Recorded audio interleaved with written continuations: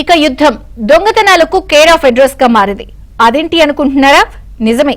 యుద్ధ పరిణామాలు పెద్దవాళ్లకు కష్టాలను, దొంగలకు చేతి నిండా పని కల్పించాయి. కరీంనగర్ జిల్లా హుజూరాబాద్ లో జరిగిన ఘటన ఇందుకు నిదర్శనం.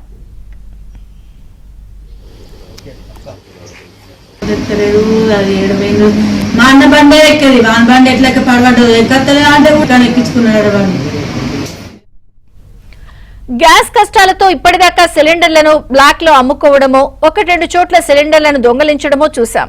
అలాగే పెట్రోల్, డీజిల్ క్యాన్లను ఎత్తికెళ్లడం కూడా చూశాం. అయితే హుజూరాబాద్ లోని ఓ దొంగ అంతకు మించి ఆలోచించాడు. గ్యాస్ కష్టాలు పడుతున్న పెద్దోళ్లను ఎలా మాయ చేయాలో ఆలోచించి పథకం వేశాడు.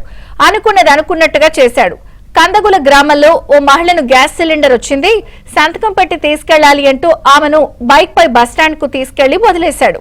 తిరిగి ఆమె ఇంటికి వెళ్లిన కేటుగాడు ఇంట్లోని 3.5 తులాల బంగారు ఆభరణాలు, నగదు ఎత్తికెళ్లాడు. పరుపు కింద నగలు మాయం కావడంతో లబోదిబోమంటూ బాధితురాలు పోలీసులకు ఫిర్యాదు చేసింది. గ్యాస్ వచ్చిందా లేదా చూస్తా అన్నాడు. అంటే నేను అనుకున్న గ్యాస్ మొత్తం ఇప్పి చూస్తారు అనుకుని అన్నే గవే గ్యాస్ అని అన్నాక వట్టిగానే చూసిండు. పోలే అరలో పోలే ఇప్పుకోలే వట్టిగా చూసి మరి నువ్వు వట్టిగా చూసి ఏర్పాటు చేస్తా అంటే వట్టిగా చూసి ఏర్పాటు చేస్తా అన్నాడు. అంటే మరి ఒడిసిందా ఉన్నదంటే ఉన్నదన్నాక మీకు మరి మీ పేరు వచ్చింది అని అంటే మరి నాకు తెలియదు. మా కొడుకు పోయినాడట.